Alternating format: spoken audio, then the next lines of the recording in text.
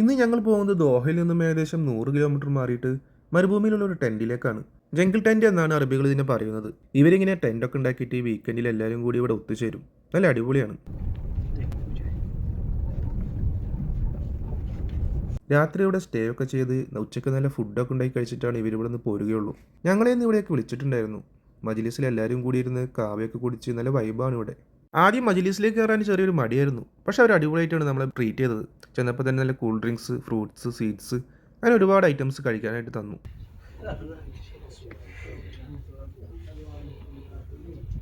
അങ്ങനെ കുറച്ചു നേരം അവിടെ ഇരുന്നതിന് ശേഷം ഉച്ചയപ്പോൾ നേരെ കിച്ചണിലോട്ട് പോയി. അവിടെയാണ് മട്ടൻ മജ്ബൂസ് ഉണ്ടാക്കുന്നത്.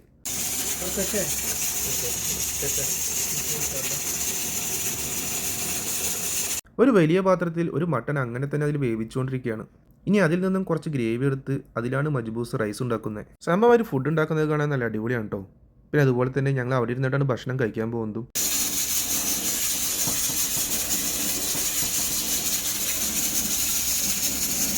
ഫുഡ് ഉണ്ടാക്കുന്ന സ്മെല്ല് വന്നിട്ട് ഒരു രക്ഷയില്ല കേട്ടോ. സമയം ഏകദേശം 1 മണി കഴിഞ്ഞിട്ടുള്ളൂ. പക്ഷെ നല്ല വിശപ്പുണ്ട്.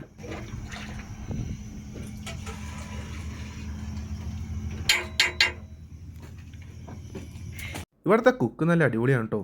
ഒരു ശ്രീലങ്കക്കാരനാണ്. അദ്ദേഹം നല്ല അടിപൊളിയായിട്ടാണ് പെരുമാറുന്നത്. ഫുഡ് ഉണ്ടാക്കുന്ന രീതിയും ഒക്കെ ഞങ്ങൾക്ക് കാണിച്ചു തന്നു കേട്ടോ.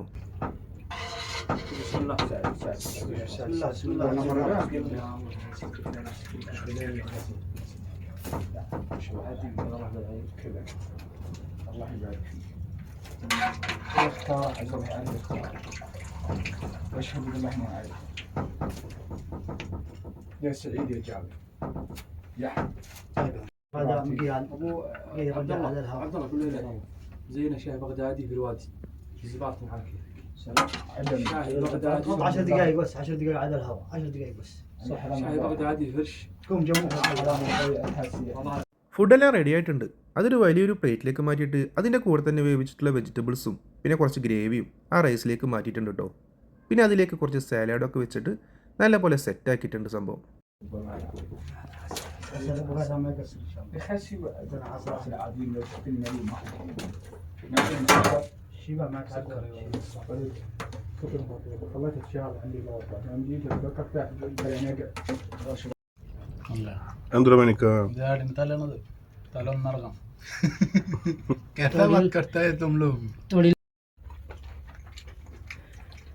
هذا عبد معين، سيسم عبد معين लेकिन هذا سيسم ثاني فيه معين الدين.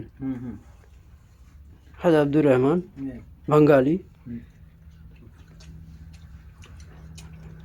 هذا سيسم ما في معلوم. شبير شيرين. അങ്ങനെ ഞങ്ങൾ ഫുഡൊക്കെ കഴിച്ച് കുറച്ച് നേരം റെസ്റ്റ് എടുത്തതിന് ശേഷം അവിടെ നിന്ന് ഇറങ്ങാൻ കേട്ടോ വീട്ടിലോട്ട് പോകാനായിട്ട്. ഫുഡിനെ കുറിച്ച് ചോദിക്കുകയാണെങ്കിൽ നല്ല അടിപൊളിയായിട്ടുണ്ട്. ഒരു രക്ഷയില്ലാത്ത സംഭവം.